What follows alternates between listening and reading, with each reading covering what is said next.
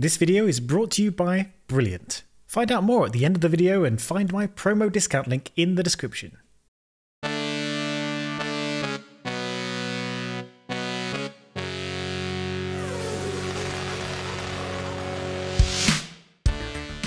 Finally, after many years of fervent yearning and trying, Formula One got itself a Grand Prix in Miami. And for all the glitz and glamour, the pomp and promotion, the race itself was fine. Not that exciting, not the worst, but perhaps a bit of a dud. It wasn't necessarily a write-off, and I'm not shaking a fist to the sky cursing this terrible track. In fact, there's a lot of potential here, despite the fact that it's taking place in a car park of a country where there are a good handful of awesome permanent tracks in existence. And hey, Baku was a bit of a dud in its debut and has now become a race to look forward to with its high-speed action between the barriers, and now everyone wants to be Baku for some reason. The main issues here in Miami could easily be remedied for our return visits. First and foremost, the track surface. The asphalt used to create the track was an American-sourced mixture that contained an unusually high amount of lime rock aggregate, a material that tends to be bad for both grip and increasing tyre wear. It was damaged early on by cleaning machines and then had to be repaired before free practice, and even then the drivers hated the track surface. Perez called it a joke. Alonso said it was not F1 standard, and that it was very difficult to go offline and then very difficult to race. It's a shame really, because the track layout, mostly, was pretty cool with some real challenges, particularly at the fake marina corner of Turn 7 and some high-speed sections and potential fighting and overtaking areas. But as Ricciardo said, the surface was so poor that you could only really get grip on the racing line, where the cars had cleaned up the asphalt and laid down a bit of rubber, making the racing, as he called it, one-dimensional. If you cannot take alternative lines, you can't race in a clever way to outmaneuver other cars. So out go tactics like taking a longer exit onto straights to gain some top speed, holding an attacking line around the corner, or even controlling a late braking attack into a corner. The car ahead can, for the most part, do their best defence just by sticking to the rubber railroad of the racing line. Now, this isn't an insurmountable problem. The track can be improved or even resurfaced. Norris pointed to the Saudi Arabian track, which works at all temperatures and remains grippy throughout. The decision of Apex, the Miami track designers, to go an alternate route with the tarmac composition appears to have not worked, though this is a learning point going forward. The other little issue with the track is this turn 12 to 16 section, where it all gets a bit slow and fiddly and, as is the common term, a bit Mickey Mouse. Again, drivers are hoping this section can be changed up a little bit as they find it not suitable for these cars. The current era of Formula One cars are very stiff and don't do well on pokey little corners, so this section feels very inelegant in an F1 car.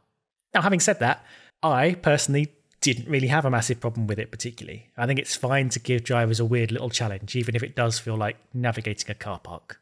And there's a reason for it being this way. The run from 13 to 16 goes over an access road, and as such forms a crest, with the track rising and then falling over quite a short distance. To comply with FIA safety standards, the speed of the cars through this section has to be limited to stop them losing grip as they top out over the crest, hence why a pokey little section was added to keep speeds low. There are probably options here to do this in another way if they want, as we go over one road and under another, but I don't think this was a massive problem. You know, we're not here to make the drivers too comfortable. But we are here to make the drivers safe, and there were a couple of little safety issues that showed themselves this weekend. The first was the lack of Tech Pro barriers down at turn 14. Both Sainz and Ocon lost it in practice sessions through turn 13 and ended up sliding into a concrete wall as the track suddenly chicanes into 14-15. Ocon hit the wall so hard he triggered the alert on his car that mandated a medical checkup, and Sainz, having hit the wall on Friday, suffered with neck pains throughout the rest of the weekend. Not being a particularly fast section, as we just discussed, it was surprising that the cars were able to have such heavy impacts, which is likely why no proper barriers were installed in the first place. But turn 13 is an acceleration zone and the tarmac is slippery offline, so any little error could and did end up sending cars spinning out of control with only concrete waiting to meet them. It was rather surprising that the FIA couldn't get some Tech Pro or something installed for later sessions, and that infuriated the drivers, who will surely demand for it to be updated for next year's race, if the layout remains identical. And it's funny really because turns 13, 14, 15 were designed to be mistake generators, to quote the designers. A tricky section with blind apexes and elevation changes is meant to induce error and benefit the skilled and the brave. So with mistakes built into the track, maybe you'd assume they would have put in safety measures to catch them. But apparently not. Another thing I'm getting a little bit tired of seeing is tractors going out onto a live track. It's happening a lot lately, and I guess will happen more frequently with street-style circuits where space is limited, but it makes me wince every time. Even with halos on the cars, having big heavy vehicles with high floors right next to Grand Prix cars seems like an accident waiting to happen. It only takes one mistake, even under safety car conditions, to result in an injury that no one wants to see. We only have to look back a few years to remember Jules Bianchi and Maria Di Villota, who, both ultimately died after colliding with high-floored vehicles in F1 cars. Again, we do have the halo now and we have safety cars controlling the race, but if we end up in situations where there's no other way to remove a car than by getting tractors onto the track, I think I'd rather stop the race or mandate an ultra-slow zone or something. I know quite a few people disagree with this, but it is something that continues to bother me. And while we're on the subject of safety, the war on jewellery continues.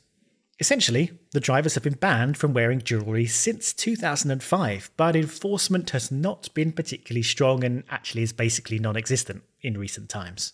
Many drivers wear jewellery, if not piercings, then chains or rings.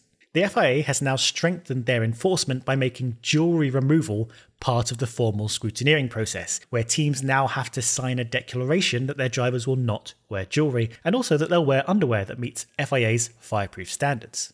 There has been some resistance to this. Lewis Hamilton has been the most vocal as the most obvious jewellery wearer, though far from the only one. The reason for the ban is pretty simple. Jewellery can cause a lot of problems in the event of serious accidents. In fires, it can greatly increase the risk of burns, it can get snagged and cause injury when rescue workers or medical staff remove clothing.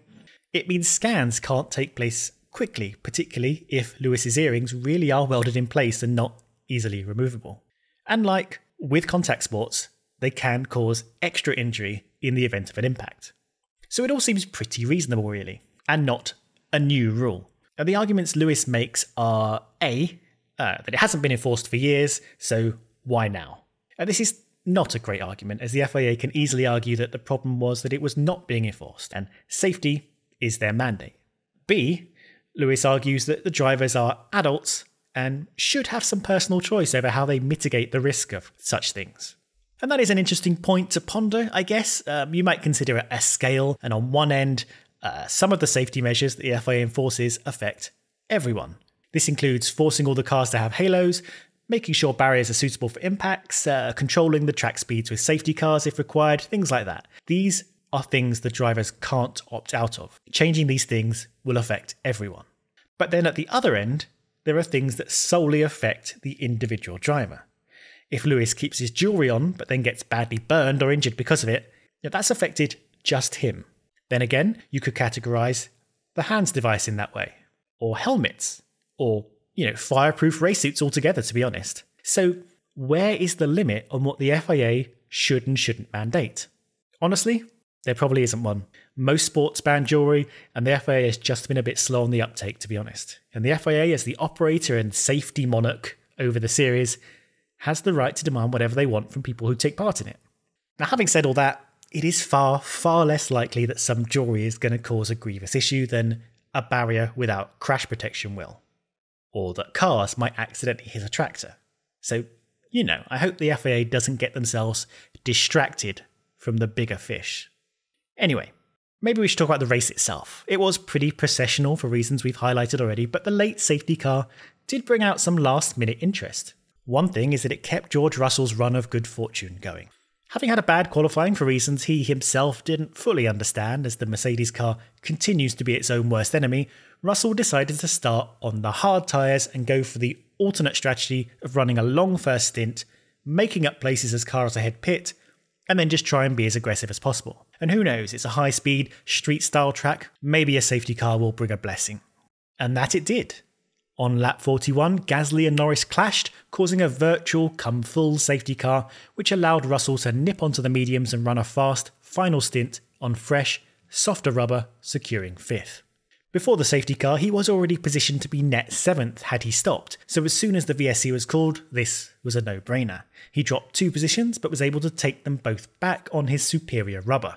Another good day at the office. Further up the field though, the Ferraris, and particularly Leclerc, did not take the opportunity to switch to fresh tyres. If Leclerc had pitted with the gaps as they were, he'd have popped out behind Sainz and been on fresh rubber for the final sprint to the flag. If they both pitted, he'd be behind Verstappen at the restart. But alas, he didn't have the tyres. At the start of the race, like Russell, both Ferraris had 2 hards, 1 medium and 3 used set of softs. Leclerc and Sainz had already used 1 set of mediums and 1 set of hards by the time the safety car was called, so their only real option if they were to switch was new hards.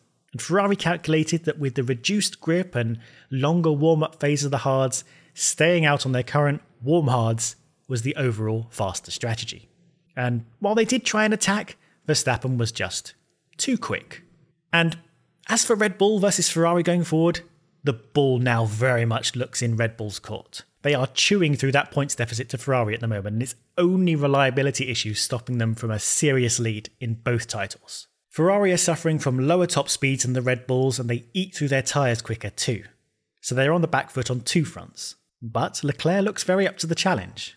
But that Red Bull machine is very fast, and Verstappen is probably the best driver on track at the moment. So it's good to see Leclerc looking every bit the title challenger, as we all want to see a battle go all the way.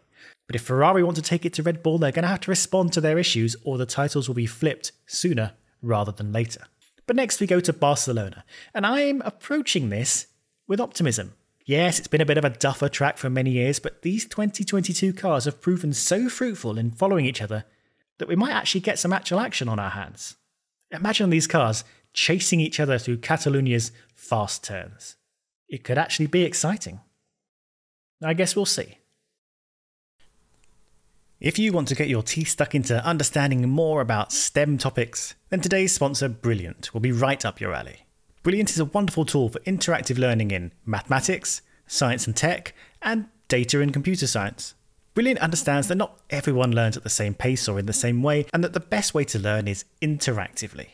And learning isn't just about memorizing facts, but understanding. And their structure allows you to spend time with the courses, playing with the models to appreciate the concepts, and solving questions and puzzles to prove to yourself that you really have a proper understanding of the topics.